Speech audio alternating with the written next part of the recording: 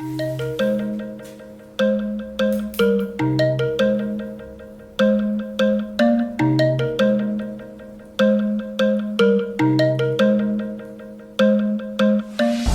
everybody. Welcome to yet another lecture, but I know I'm excited, as you may be excited, because this is our first time really dealing with fiction.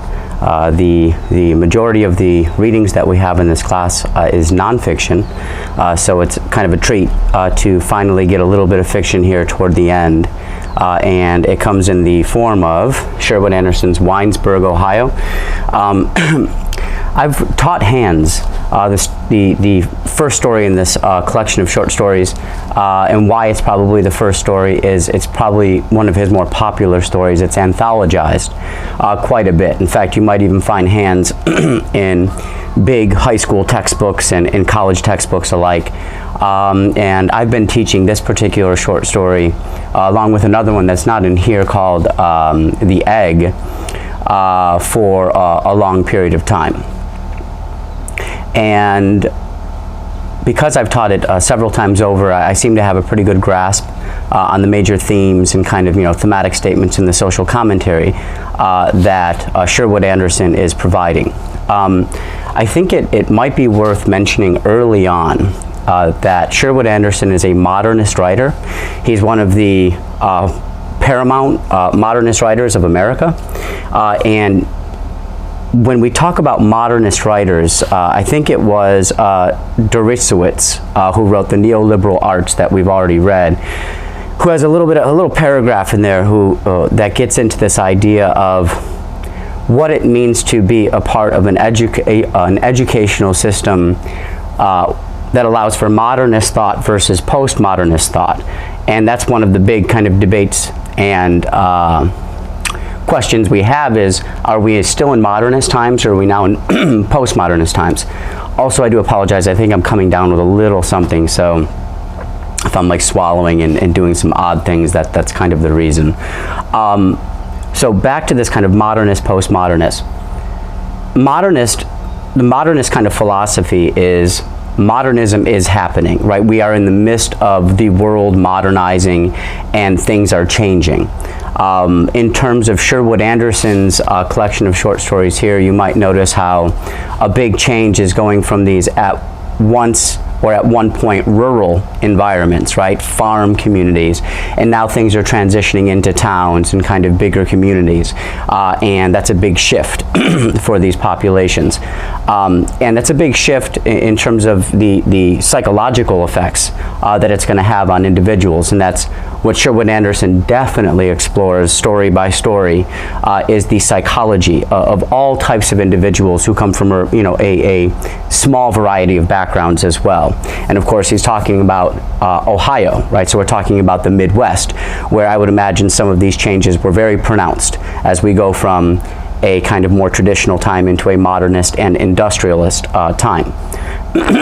But back to the modernist, postmodernist. Under the allowance of modernism, we're allowed to continue to question how we feel about a growing modernization in our lives.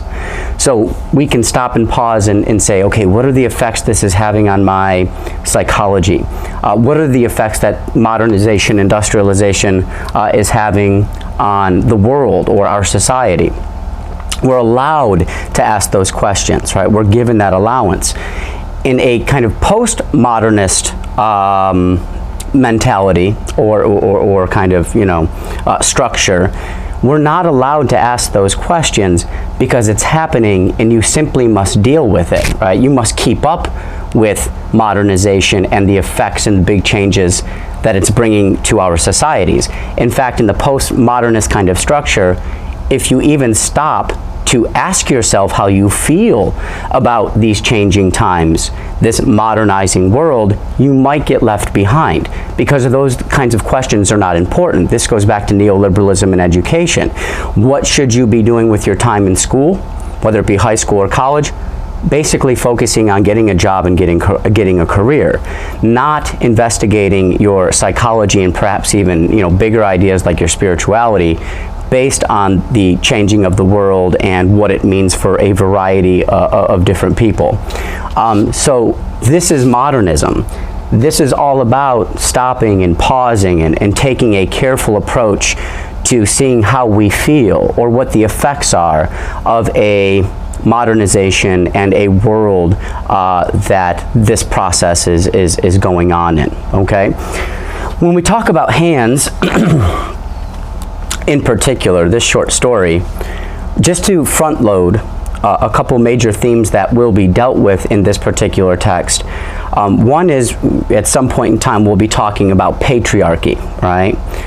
Patriarchy is essentially male-dominated societies, and it's pretty much what the world knows the world over. As far as I understand, the only societies that were matriarchal, where women had more power and kind of more influence, from what I've seen in kind of my look at history and my study of literature, you're talking about Native American groups who were all but eradicated by the Americans. And I think you might be actually talking about pagan culture going way back pre-Christianity, where women had major roles in this kind of spiritual society, right? They were essentially the priestesses and the wise women who eventually become witches and have a very negative connotation. That's a whole nother lecture, that's a whole nother thing. So we'll talk about patriarchy, and you start to ask yourself, well, Wing Biddlebaum, aka Adolf Myers, right, and he changes his name, where does he fit in when it comes to patriarchy? Is he suitable for patriarchy? Is he supportive of patriarchy? Or is he the kind of exception to the rule of patriarchy? Another idea we'll deal with, and I think this does factor into a discussion of education in some sense, is what is the role of education? We know that Adolf Myers was at once a school teacher who, of course, ran into some rather difficult circumstances, kind of, he said, she said kind of situation, and he's ran out of town. But he was a teacher, and he had a very clear philosophy as far as his teaching goes. Well, does this make for a suitable philosophy? That's another question we'll look at. And last but not least, there's a nice juxtaposition or a kind of compare and contrast that's presented to us with hands, and that is the job of the journalist versus the job of the poet. And these are two very different types of outlooks on situations. The poet, well, let me start with the journalist. The journalist is very much concerned, and you'll read more literature, or we already have, on journalism and its role in poverty, and we talked about objectivism, subjectivism. And remember that journalism is supposed to be objective, meaning without emotion, without some kind of bias, perhaps even without some kind of interpretation of events. Well, in comes the poet. And in Hands, if you have read it already, or you're currently reading it, at one point the narrator says it would take the poet to understand Wing Biddlebaum, right? We need a poet here. And why a poet? Because now we're getting at a subjective understanding which looks past appearances and can see something more, right? Can see the real story that's taking place, or the real intention beyond just appearances and what's easy to judge on the surface here, okay? So we'll get right into it, and I just want to start with the first paragraph here. Looking at the first paragraph,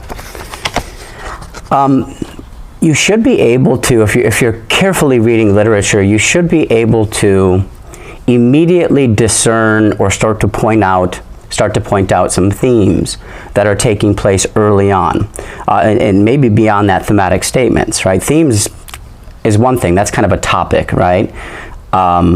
Thematic statements are we're making very debatable propositions about those themes. And I just want to read a line here. It says, a few lines in on the first paragraph, "The berry pickers, youths and maidens, laughed and shouted boisterously. A boy clad in a blue shirt leaped from the wagon and attempted to drag after him one of the maidens, who screamed and protested shrilly. The feet of the boy in the road kicked up a cloud of dust that floated across the face of the departing sun." Let me start there. You have a young boy clad in blue, of course, because boys wear blue, right? This is just the way that it is. Perhaps this is a remnant of patriarchy. And what is he doing? He is attempting to drag one of the maidens, or one of the young girls here, who is screaming and protesting shrilly. Now, I once looked at this with another teacher I used to teach with, and she saw this as just good old play and good old-fashioned play. I think that might be one way of looking at it, because it does say in the sentence before that all these people are laughing and shouting boisterously. But I think in the second sentence that we have here, it's gone a little bit too far. She is in fact screaming. She is in fact protesting shrilly, right? And what we have here is a boy being very aggressive and essentially kind of dragging a girl at his own will. And she's trying to protest as much as she can. Notice what happens next. The feet of the boy in the road kicked up a cloud of dust. So he's causing this kind of commotion with the dust, and that dust is floating across the face of the departing sun. And usually, not in all literature, but it's oftentimes the case, the sun is representative of God, right? Don't forget, when you talk about the pagans, they were worshiping the sun, right? So these ideas still kind of remain. Christ is a personification of the sun, right? So these ideas still remain. What do we truly worship? We worship the thing that brings life to earth. So it's oftentimes synonymous with God. And I think that's what's happening here, is the dust is now that has been created by this boy and this aggressiveness and perhaps this part of patriarchy, and what he's doing to this girl is now floating across the face of the departing sun, right? Now, literally, that just means the sun is on its way out. It's the end of the day, but it also could be a departing God, right? If this is the world that exists, God actually might be on his, her, its way out based on these behaviors. At the very end of that paragraph, everybody is mocking Wing Biddlebaum here, right? And it says, "Comb your hair, it's falling into your eyes." Now, nowadays, especially I teach high school, so I see it all the time, there are young men who have their hair in their eyes all day long, right? There's all kinds of fashion senses out there. But back in this period, right, and if I look at the publication date of this original publication, he's probably writing in the 1900s, early 1900s. It was probably very uncommon for men to have that hair fall in front of their face. This would be more of a feminine or kind of girlish quality, and that's of course what we have in Wing Biddlebaum, right? There's more evidence of this kind of later on. All right, so kind of moving along here, one of the probably the most repeated and the most familiar character you'll see in this collection of short stories is George Willard. And he's a young man. And he is described in many different contexts throughout this book, because he's that returning character in many of these short stories. And he's an interesting character to have as this familiar person, because he is a reporter. And what do reporters do? They report on stories, and then they present that to an audience, perhaps us as an audience. That would make good sense. So Wing really finds the need to get in touch with George Willard as a reporter, as a young man, and he's trying to kind of have a special relationship with him. Okay, all right. It is page 6. This is where it takes a poet. It takes a subjective approach in order to understand Wing, not a reporter who has this objective approach to stories and information. And I'll just read this for you on page 6, about halfway down. "The story of Wing Biddlebaum is a story of hands, their restless activity, like unto the beating of the wings of an imprisoned bird, had given his name. Some obscure poet of the town had thought of it. The hands alarmed their owner. He wanted to keep them hidden away, and looked with amazement at the quiet, inexpressive hands of other men who worked beside him in the fields or passed driving sleepy teams on country roads." Now, we talk about hands for a minute. We know that Wing, based on what happened to him, and we get this in a flashback later in the text, as Adolph Myers, we know what happened with these hands. Essentially, when he teaches, and this is going back to his characterization as a teacher, when he still had the name Adolph Myers. He would, it said, caress the shoulders of the boys. He would, pat their head, tassel their hair on their heads, right? Now, notice how this works. To an objective observer or a reporter, if I see somebody touching a young boy's shoulders or tasseling the hair on his head, what's my immediate thought, or what's my immediate response? He's up to no good, right? Maybe we're talking about a pedophile. Maybe we're talking about someone who likes to put his hands on young children. But if we take a step back, and this is where the narrator says perhaps the poet is needed, we understand there was something else taking place with these hands, right? And the way it's described in the text, without reading the exact evidence here, it's those hands that allow him to inspire dreams in these young boys, these students, who mean the world to him, who he is enamored by, right?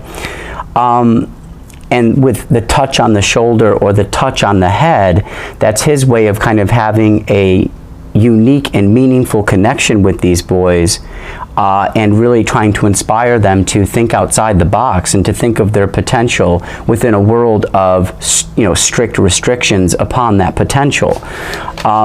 He's not your average teacher, that's for sure. I teach high school, and the last thing you would ever want to do is touch your students in that kind of nature, but I can be honest, and sometimes you pat them on the shoulder, or something like that, because there is something that's powerful about touch, and having that connection with people. And even if that sounds awkward to you right now, as it sounds awkward to many students, remember that that's the point of this whole story, is that we are so conditioned or used to this idea of hands off, and perhaps something is missing with that idea in mind, right? If that's the way we go about this idea of learning and what learning is. Moving on,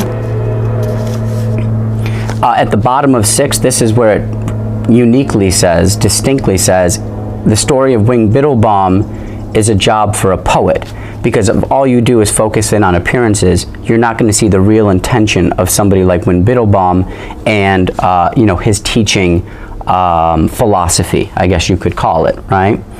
I'll just read this. With them, his hands, Wing Biddlebaum had picked as high as 140 quarts of strawberries in a day. They became his distinguishing feature, the source of his fame. Also, they made more grotesque an already grotesque and elusive individuality. Winesburg was proud of the hands of Wing Biddlebaum in the same spirit in which it was proud of Banker White's new stone house, or Wesley Moyer's bay stallion, Tony Tip, that had won the 2:15 trot at the fall races in Cleveland. Now, so you understand the analysis here, the town's got it all wrong. The town is proud of Wing Biddlebaum's hands because they can pick a whole bunch of berries and put them in quarts, right? Super fast, super efficient. Notice that his hands, based on the town's appreciation, is because of its productivity, what it can produce, what it can amass in terms of measurement, data, and productivity, right? That should remind you of neoliberalism, right? That the value you have under a neoliberalist kind of mindset, the value that you have is truly how much money you earn or how productive you can be. Now, an easy contrast, an easy juxtaposition here is the town values Wing Biddlebaum's hands because of the productivity. But what should we really value Wing Biddlebaum's hands for? Their ability to inspire young boys to dream big beyond the limits of their lives, right? That's the part of the hands that we've forgotten. And Wing never knows why these hands got him in trouble. He just knows it had something to do with the touch, right? Because he never gets the full story.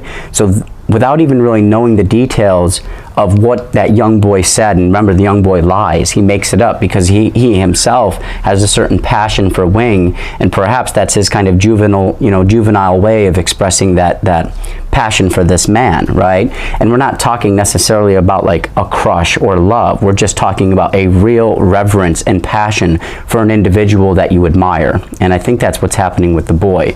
But of course, he puts it in his own little story, and his father gets involved, and then the whole town gets involved, and we know what that leads to. You see those two examples. They see the ability to pick a whole bunch of strawberries. They see that ability as similar to a racehorse winning a race. Productivity, what can be measured, right? Welcome to capitalism. Welcome to neoliberalism, right? Where the psychology and the inspiration and the dreams are secondary, if not tertiary, or even lower than that, right? All right, let's see here, moving on. You see on page 7, The Passion of Wing Biddlebaum. It's when he's around George, which is essentially a student for him, a student he hasn't had in a very long time. That's when he starts to get passionate. You are destroying yourself, he cried. You have the inclination to be alone and to dream, and you are afraid of dreams. He's telling George that he's too involved with society, right, and probably conforming to their expectations of who he needs to be. Whereas Wing Biddlebaum is telling him, you gotta just do your own thing, right?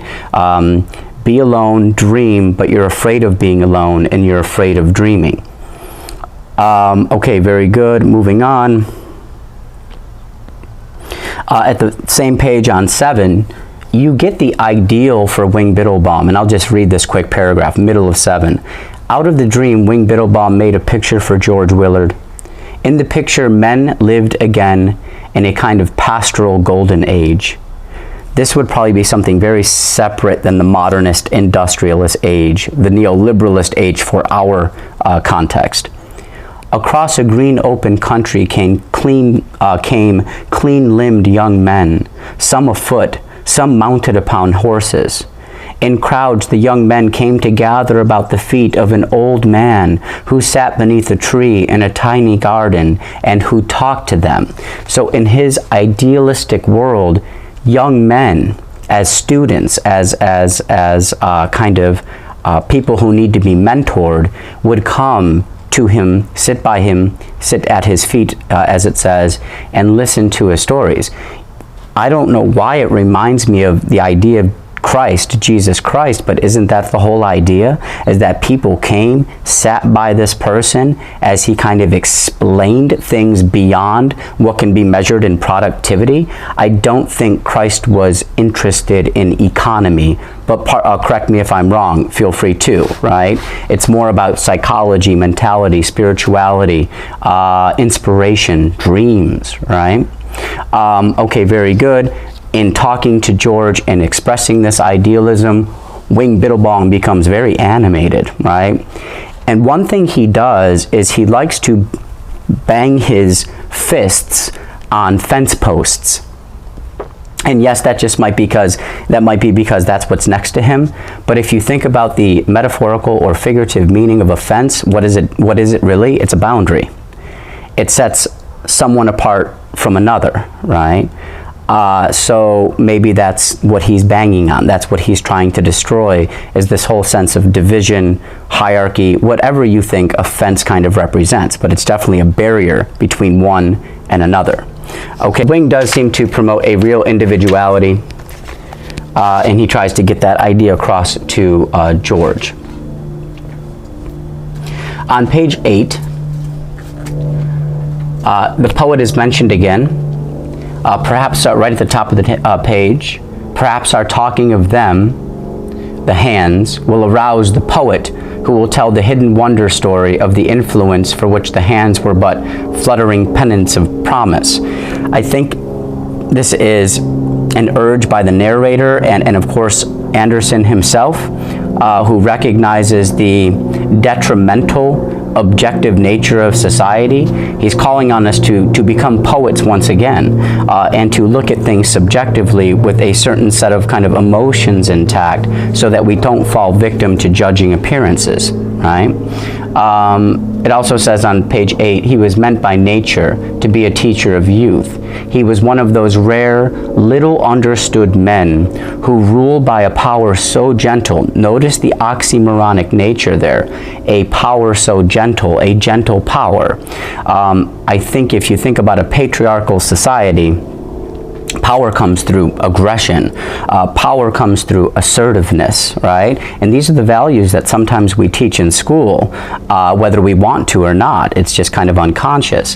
Here we recognize Wing as a unique teacher of youth, rules by a power that is gentle. And then that gentle power passes as a lovable weakness, right? In this society, it passes as a weakness.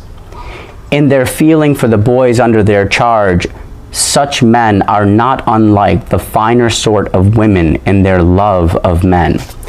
Now this is, I used to teach this at, all levels, 10th grade, and I remember certain students would read this line here, talking about teachers like this, male teachers like this, who have this gentle power, passes as a lovable weakness, that they have this kind of love for men.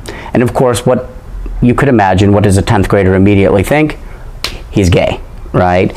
Notice that the narrator never says if Wing Biddlebaum is gay or not. That's not even an issue. It's kind of a non-issue for this short story. Instead, we're just saying that there are some men who tend to be more like women in their approach to dealing with children and students and life in general, and that perhaps we need to respect that, or at least find some acceptance of it, because it could have some positive benefits, right? It's almost exactly the opposite, because when I was getting involved with teaching high school, and I would have to go around and observe like elementary schools, because it was just, this is the stuff they make you do. Now, even if you don't want to teach that level, you have to go and see it. But one thing they used to tell me all the time is you should go into elementary teaching. They're looking for men. Like if you're a guy and you want to be an elementary school teacher, you're guaranteed a job just like that, because there is not a lot of men in those fields. And their theory was, or their kind of idea was, men are great for that position because they possess a kind of authority, especially with their voices and kind of deeper voices, perhaps their personalities, that, children can really benefit from. This goes exactly against that and says some men have this kind of gentle, almost womanly power, and that this is very effective, right? This can actually be way more effective than that male aggressive kind of dominance here, right? I think it was also, we're trying to talk more about femininity and womanly characteristics here, and what it means to this neoliberalistic world, or this world that we currently have. Just to say a couple things about that, because I think it's an interesting issue. You go back to Pedagogy of the Oppressed, and he mentions, I think it was in chapter 1, maybe chapter 2 that you've read, he says, like, I think we need more womanly qualities in the world. Because the way things are going right now, as driven by men, I think it's hard to deny this world's kind of a mess, especially when you think about the global stage and wars and conquest and all of these things. Maybe women would bring something different, a different approach, a different emotional attitude, a different disposition of some kind that we could really benefit from. There's a wonderful series that was on Showtime, and you can buy it now on DVD Blu-ray. I highly suggest it. Oliver Stone, he's kind of an activist and outspoken director. He's the one who directed Platoon, which is an anti-Vietnam film. I'm sure many of you have seen it. He put together a series called The Untold History of the United States. And when he's all done talking about, the issues with America and its need for power and all these things it's done throughout the world and other countries too, he ends on this note: maybe we need to enter the era of women, right? Women in leadership positions, because the way things are going right now, we're headed to a steep cliff in many different ways. Maybe it's women who can pull us back from that and bring some real love into the world, which is probably what we need. Food for thought, something to think about here. Let's continue on. We probably don't have too much longer. It's a pretty short story, just lots to say about it. I just want to read this on page 8. This is where the poet comes in. Again, objectively, if you think about Wing Biddlebaum, objectively, he's touching little boys. And on paper, based on appearances, that don't sound too good. And by all means, confront the man and drive him out of town. But on page 8, center of the page here, I'll read this. This is the poet's understanding, and this perhaps is what we need. Excuse me. There was a caress in that also. Or let me just read more than that, sorry. Here and there went his hands, caressing the shoulders of the boys, playing about their tousled heads. As he talked, his voice became soft and musical. There was a caress in that also, in his voice. A caress in his voice. In a way, the voice and the hands, the stroking of the shoulders and the touching of the hair was a part of the schoolmaster's effort to carry a dream into young minds. Now, that's a very poetical way of putting it, but it also could be a very truthful way of putting it as well. By the caress that was in his fingers, he expressed himself. He was one of those men in whom the force that creates life is diffused, not centralized. Diffused meaning put out, not kept to himself. That might be a way of thinking about capitalism versus other forms of economy, right? Capitalism, the whole idea is to amass for yourself, get it for yourself, right? I see this influenced in a lot of music that I listen to. You know, get yours, got to get yours, don't worry about anybody else. Here, that's not what it's about as far as Wing Biddlebaum's message is concerned. It's not about him. It's about all these young boys, right? Okay, very good. At the bottom of 8, the tragedy did not linger. Trembling lads were jerked out of beds in questions. He put his arms about me, said one. His fingers were always playing in my hair, said another. So they consult the young boys that he teaches, and the boys give an objective take on what's, yeah, he touched my hair. Yeah, he caressed my shoulders. But notice that the subjective interpretation, the inspiring of dreams, the soft music of his voice, all of that is left out in this journalistic and objective interpretation, right? Okay, very good. Last page here. Obviously, because of this incident, he's driven away. There's a unique point where they're about to like do some horrible things to him, and then they see the kind of womanly, soft nature to him, and they let him go. So his womanly, soft nature, when he's kind of being driven out of town, it creates a vulnerability in them, and they let him go away. They kind of pause, and they let him go away, and then as soon as he gets away, they kind of regret it. Also, it's worth noting that the father, who gets extremely upset, who beats on him with his fists, there's a beautiful contrast. What does Wing Biddlebaum do with his hands? He inspires dreams. He caresses in a very meaningful way, right? What does this father do with his hands? He beats the crap out of them, right? So you can see the contrast there. So back to the guilt and burden of his hands. Because he never really has the complete story, all he knows is that the hands somehow, some way, vaguely, he understands that they got him in trouble. So this is what creates a persistent kind of anxiety for the rest of his life. And that's why it's described that after this event, in years following, he's always very, anxious with his hands, and he has to kind of keep them away.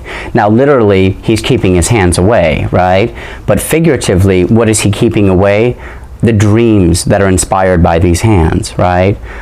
The comfort and the soothing that these hands bring to young men on the verge of some kind of manhood in a world that's trying to define that manhood in very limited ways, right? So much is kept, so much potential for the world, for these young men, is kept in his pockets because of the anxiety he has based on this event, right? So it's not just his hands kept in his pocket. Get used to it. This is literature. There's always a symbolic meaning taking place here. It's not just his hands in his pocket. It's also what they represent, which is an immense potential that the world can benefit from. His inspiring of their imaginations. The end of this text is interesting, and it's got some pretty clear religious overtones, right? And let me just read a little bit here at the very end, bottom of 9. Although he still hungered for the presence of the boy, he's talking about George Willard. Remember, George Willard gave him a chance to inspire once again, right? And he became so vibrant and so animated. So now it's all coming back to him. Although he still hungered for the presence of the boy, who was the medium through which he expressed his love of man. There it is, a love of man, right? The hunger became again a part of his loneliness and his waiting. Lighting a lamp, Wing Biddlebaum washed the few dishes soiled by his simple meal, and setting up a folding cot by the screen door that led to the porch, prepared to undress for the night. A few stray white breadcrumbs lay on the cleanly washed floor by the table. Putting the lamp upon a low stool, he began to pick up the crumbs, carrying them to his mouth one by one with unbelievable rapidity. In the dense blotch of light beneath the table, the kneeling figure looked like a priest engaged in some service of his church. The nervousness, expressive fingers flashing in and out of the light, might well have been mistaken for the fingers of the devotee, somebody who is devoted to God, going swiftly through decade after decade of his rosary. And remember, I had to look it up because I didn't have the specifics. What does the rosary represent? It's a recalling of the events in the lives of Jesus and Mary. So when we talk about, saying your rosaries, it's essentially a recollection of the events in the lives of Jesus and Mary, which tells us that in some way there's a parallel between the events of Jesus and Mary and what we also get here with Wing Biddlebaum and his experiences. Perhaps even with George Willard involved as well, right? Because maybe it's two people that we have here. It's hard to say exactly what the accurate interpretation is of the end here, but there is immense religious overtones. I look at words like soiled, which makes me feel like this kind of idea of sin, right? Simple, the whole idea of who God accepts is this kind of, simple people, right? There's a kind of it's the meek and the meager, those who are kind of ostracized from society, which he is. These would be the people who have first kind of dibs on heaven, right? Cleanly washed floor, and even bread, as kind of the bread, which is a symbol, right? As far as religion goes. I think in the end here, however you want to interpret it, is there's probably a love of humanity that's being expressed here. He is likened to a priest engaged in a service to his church. So despite the fact that literally he did not play that part, when you think about how he felt about these young men, these young boys, how he wanted to love them in a very human kind of way, right? Maybe he is more like a priest than we might understand, right? Than we might see at first, at least. Okay, very good. That's going to do it for... Oh, one more thing. I think I looked up berries. I'm not sure if this was strawberries, but it symbolizes righteousness and spiritual merit in Christian art. So just looking up some allusions, some things outside of the text. That's it for hands. It truly is quite an amazing story because there's so much meaning packed into it. There'll be 2 more lectures for 2 more stories. We're going to do one for Strength of God, which you'll read later, and then the last one will be Death, which we'll cover by the end of our time with this book. There's a big piece called Godliness that's broken into 4 parts. Each part does constitute its own short story, so eventually you'll be picking stories to do main body practice on and thesis statements. Eventually you'll be writing one of your big essays on one of these short stories in this book, and it's probably going to be ones... We'll see how it goes. It might be on ones I don't do lectures on because I don't want to make it that easy when I'm just kind of analyzing and giving all the ideas here. So it's probably going to be on ones that I haven't covered, most likely. But eventually you're going to be doing your big, 4 to 5 page paper on what's the purpose of one of these short stories, what's the purpose of Anderson writing them. So thank you. Appreciate your time and have a beautiful rest of your day. Thank you.